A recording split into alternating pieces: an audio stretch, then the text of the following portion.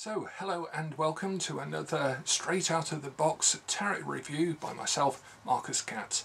I'm the author of Tarosophy and co-author with Tali Goodwin of Around the Tarot in 78 Days, Tarot Face to Face, Learning Lenormand and the forthcoming Secrets of the Waite-Smith Tarot. Today I'm going to be looking at the Alice Tarot by Barber Studio, by Magic Realist Press, Mahony and Alex Ukolov.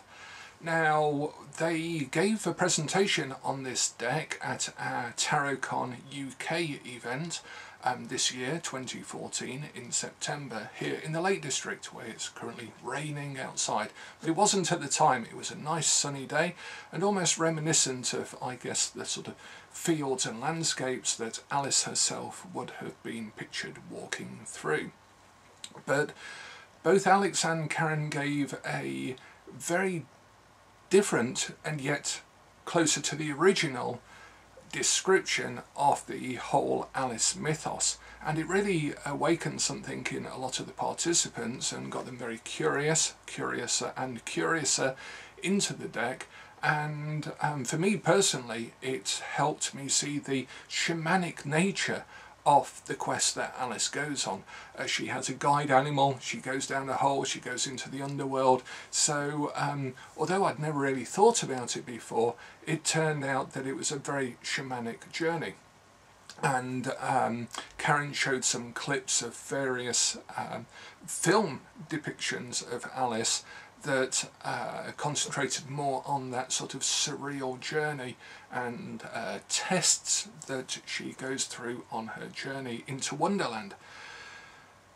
One interesting thing as well is that my own background to the Alice work actually comes through a guy called Charles Dodgson.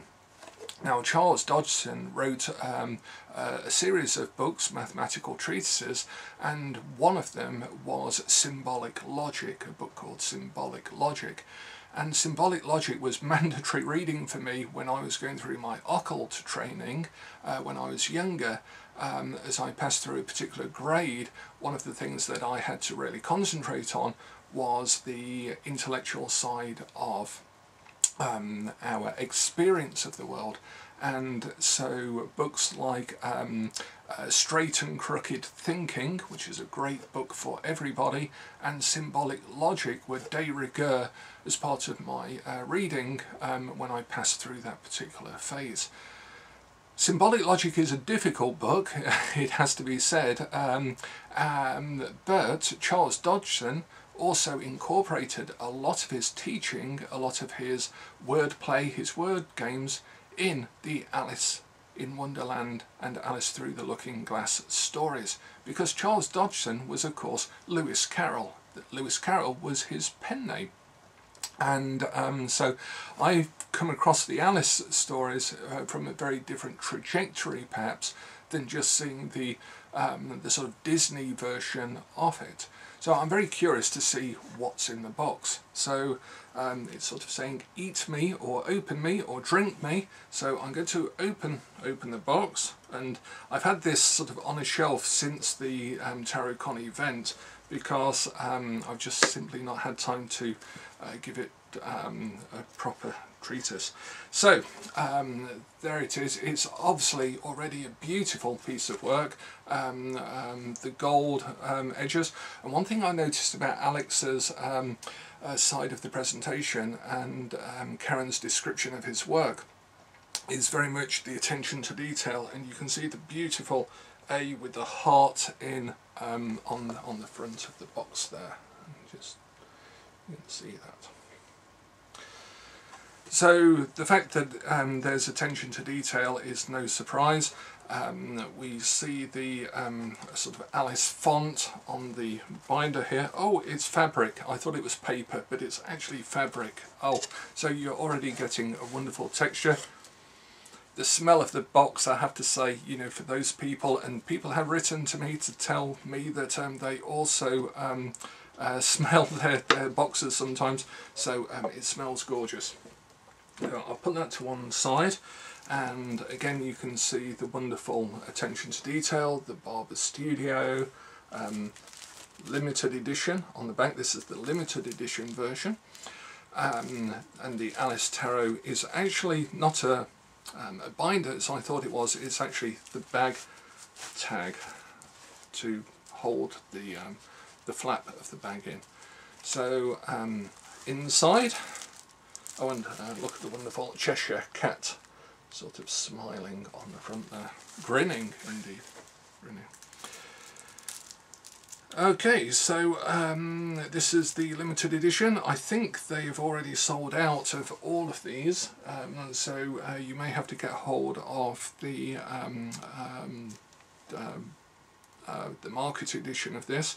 And this is signed and has number, in my case, number 99 out of 500 on it, on that card. Oh, and it's got this wonderful shiny, you'll be able to see that in the light I think, cardstock with a sort of gilt or laminate actually on the cards themselves. The cards themselves aren't gilt on the edges, aren't laminate on the edges, but the backs are, which is even better.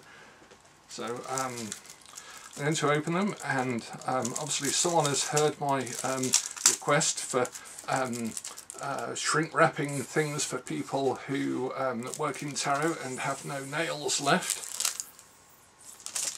Yay! It already gets 1,000 points just for that.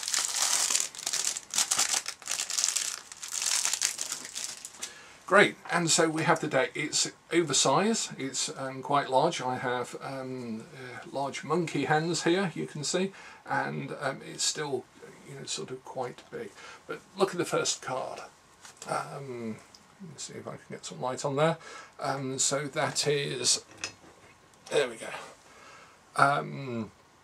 The Fool, with Alice about to go on her journey following the White Rabbit with his waistcoat down the path there. And you'll notice all of the wonderful textures in the card. It's again one thing that came from actually meeting Karen and Alex, was the fact that they have such attention to detail with the fabric, with the texture of images, and you know, things like the texture of the cloth. I'm betting that a lot of different cloths passed by their hands before they actually chose that one particular one. So again, wonderful attention to detail, and we can see that sort of shamanic nature of Alice heading off into the woods following her guide animal. And on the back we have the White Rabbit, both sides, so that you can use this for reversals, with a wonderful playing card image in the centre there.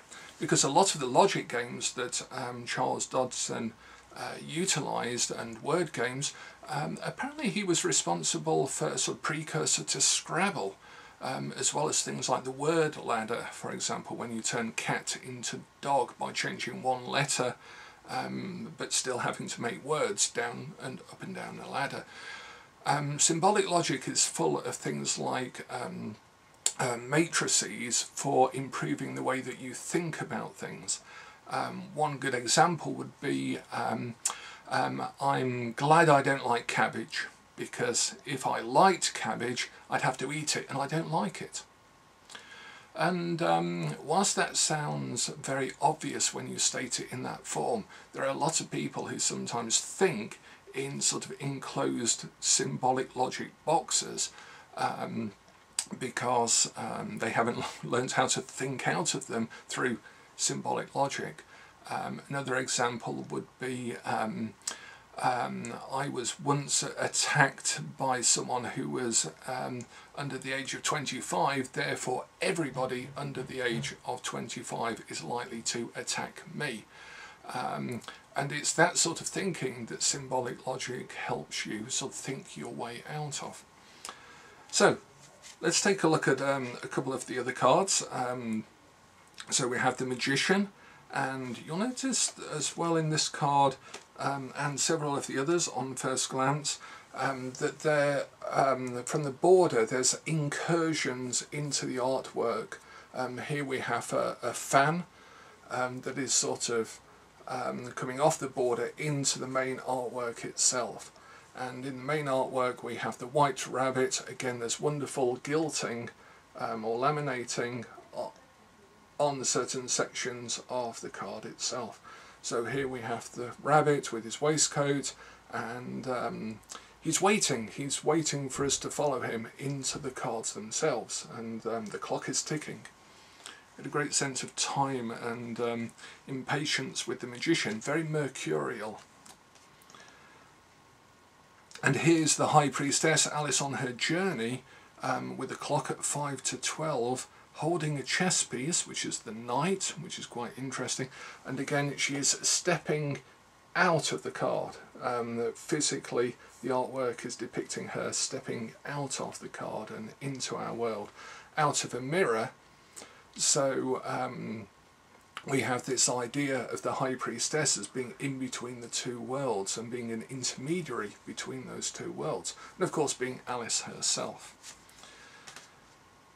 So we follow similar things with the Empress. Again, the fork is coming out of that card, and we saw some of the photographs that they used for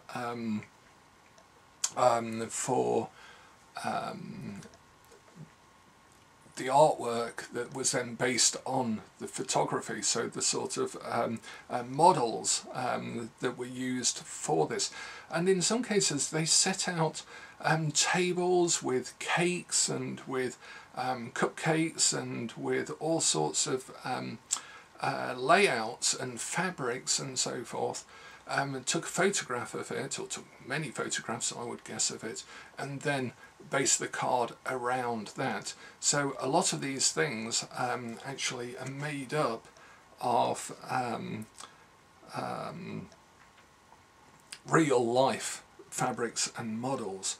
And you know, Alex told the story of how long it had taken him even to find the hookah, the water pipe here for the Hierophant, who is the caterpillar sat on top of the mushroom there, to whom Alice is going for her so-called advice. And just take a look at this. So the amount of detail that went into this card is quite incredible, and the same for all of the other cards as well. So the quality of the cards is just incredible. And the expressions on the faces, you sort of instantly know it's a Magic Realist press production. It's from Bob's studio, from Alex and Karen, just by the sheer expressions on some of the faces here. This is the chariot there on the train carriage there. But just take a look at the expression on the face there. Absolutely beautiful and perfect.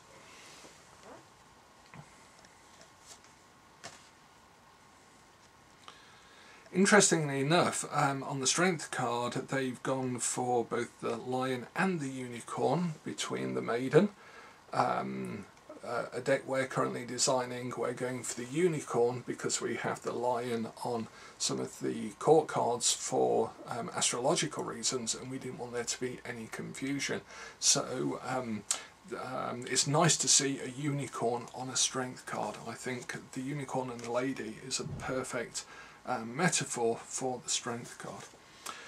Okay, so let's take a quick look at some of the minor cards then.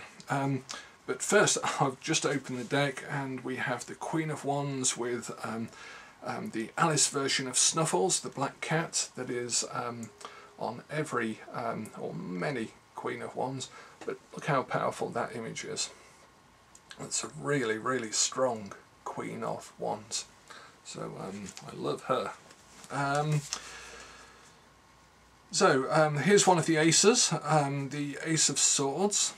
It'd be interesting to compare that to the other aces, because we have the knife very clearly, but we also have a plate and a cup here, and perhaps something that represents the pentacles as a sort of treasure chest box just on this side. So although it's very clear, there might be a little bit of confusion depending on the other cards. The symbolism of the butter or cream on the knife coming out of the watch is very interesting.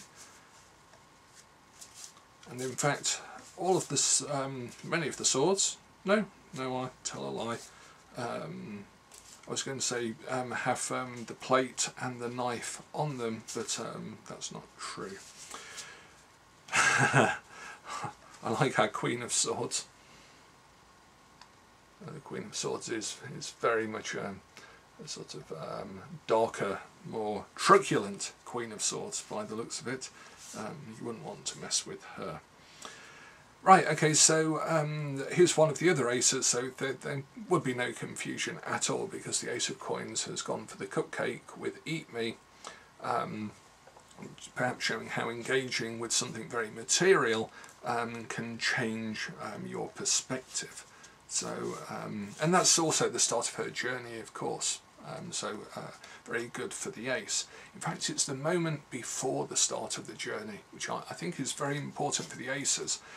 I think the twos of the suits actually are the start of the journey, and the aces are that deep breath in before the leap, before the fall, before the birth that is present in the twos.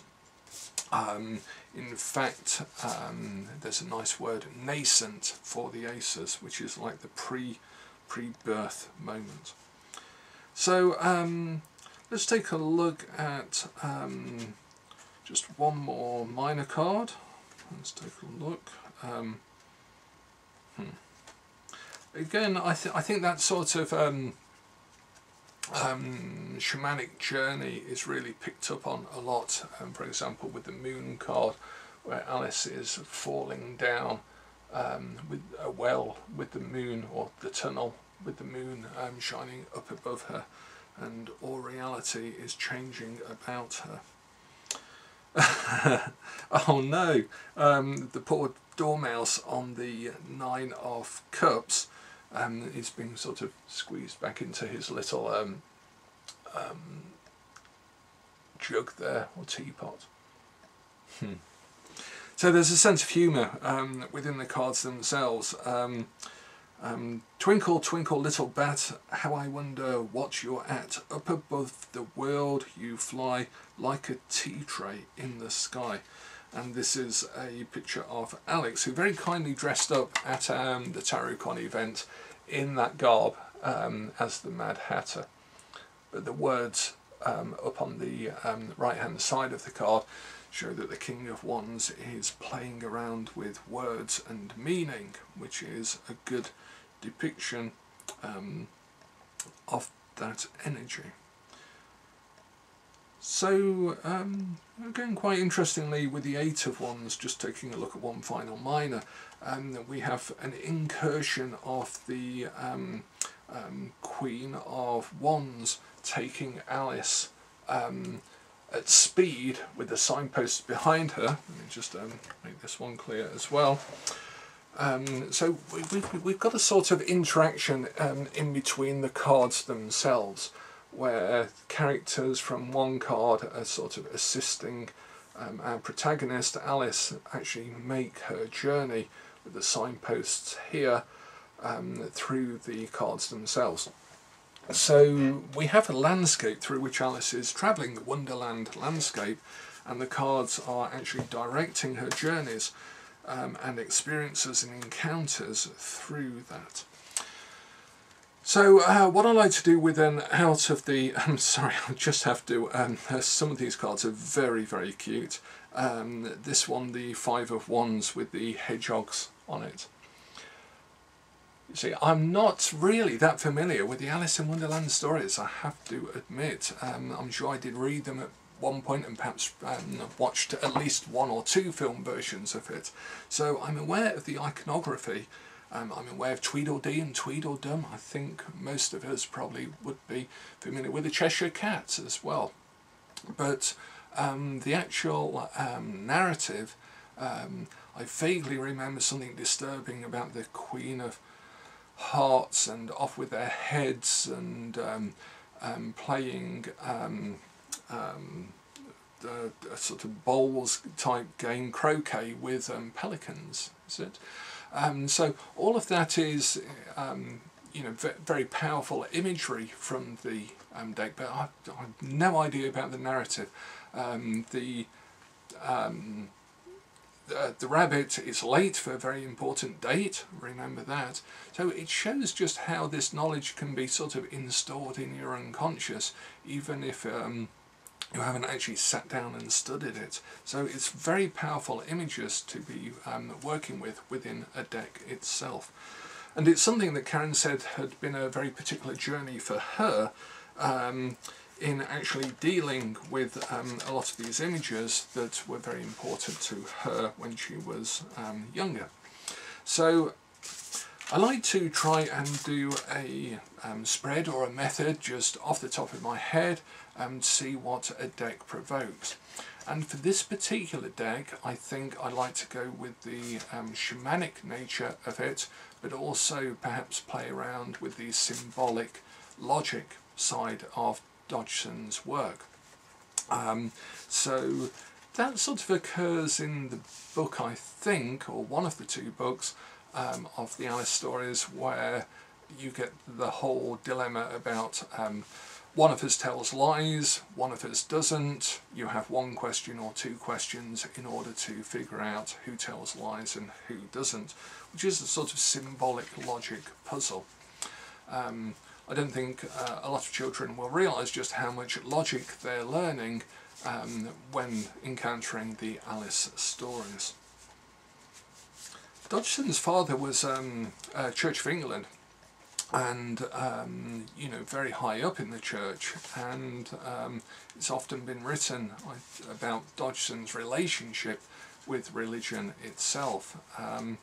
He was certainly an inventor, so he was certainly free of the usual constraints, and was always trying to think outside of the box. If you take a look at the Wikipedia article on him, you'll see a lot of the ins and outs and differing opinions about his life. A lot of people have suggested that his life was almost turned into an infantile myth of itself, so perhaps some things you might think about him and his life are not necessarily true. So it's an interesting study of how we understand somebody, or think we understand somebody, just based on research of that time. So I'm shuffling the deck here, and what I'm going to do is I'd like to put two cards in dialogue, I think, and imagine that we're on a shamanic journey into the cards. Now, some forms of shamanism talk about soul recovery, so I guess we should ask, where do we go? Where do we go in life to recover our soul? When we feel that our soul has been disturbed or even shocked out of us, events have taken us away from feeling authentic, something shocking has completely undone our belief system or our faith in things that we used to think about ourselves or other people or the world. Sometimes we have to heal, and we have to go and reconnect, refine, recover, retrieve our soul. Now, I think soul is not so much a thing, it's more of a measure. It's a measure of our consistent, congruent and comprehensive experience of this universe. And the more consistent, comprehensive and congruent it is, the more soul that we actually possess. And I use possess in a very meaningless sense there. So I'm going to ask two cards to argue against each other as to where we go and find our soul. And the first card is the Fool. Of course it would be. So when we feel that we need to recover our soul, then we need to go on a shamanic journey. We need to follow our instinct and go into the woods, go somewhere unknown, somewhere exciting, somewhere new. We can never find it where we were in Alice's world. We have to go into Wonderland. We have to go into the underground. In fact, one of the first titles that was suggested to Lewis Carroll, Charles Dodgson, for the book was Alice's Adventures Underground. So perhaps we have to go underground. The alchemist had a statement called vitriol, which in Latin, translated into English, means something along the lines of, you know, go into the deeps, go into the fiery deeps to find the treasure. And then the next card is the Lovers. So 2 major cards, and that's great because at the time of recording we have majors only week in the Tarot Association, where we encourage and teach people to read only with majors. So we have 2 majors here, and the Lovers here are 2 pelicans. They're making a heart-shaped symbol, possibly because they are associated with the Queen of Hearts, and it's a very simple statement. There is a 3rd pelican off in the background, which is interesting, given the original depictions of the lovers as a man between sometimes a younger and an older woman, and Cupid sort of asking the person to make a choice. So I guess we're picking up on the fact that we have choice. And nicely enough, I believe that there are 2 Lovers cards that you can choose from in the deck itself. I'll have to check that, but I think that is the case. So again, it sort of picks up that idea of choice. So I guess there is an argument then between the freedom of the Fool and the choice that we make here. When we feel that we have lost ourselves or lost ourselves on the path, perhaps there's always a dilemma, an argument between, are we always on the right path, or do we have a choice? Do we have free will? Are certain things out of our choice and we just have to follow them into the unknown? So that's an interesting dilemma actually between the Fool and the Lovers on a journey of soul recovery. The fact that perhaps the recovery of our soul is sometimes our choice, the Lovers, and sometimes something that we just have to go with and have to go and explore into the unknown. And I guess the 2 cards do bind together. We always have a white rabbit as the magician standing at the gate with his stopwatch waiting for us. It's our choice whether we go into Wonderland or not, whether we leave behind our comfortable surroundings, and whether we have faith that the other world is actually more real than the one that we're currently in. As it said in Red Dwarf once, when they were in a alternative reality, or thought they might be, one of the characters turns around to another and says, how do we know that we've come out of the alternative reality, the simulated one, and we're now in another simulated reality? And I think Lister turns round, one of the characters turns round to Kat, the character who's asked it, and says, why bother? It doesn't make any sense whichever reality we're in. So perhaps that's an important shamanic lesson, again from the cat in Red Dwarf.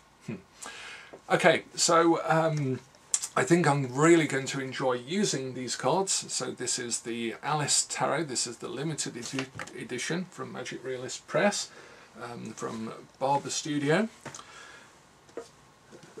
The boxed version. And I think for people who are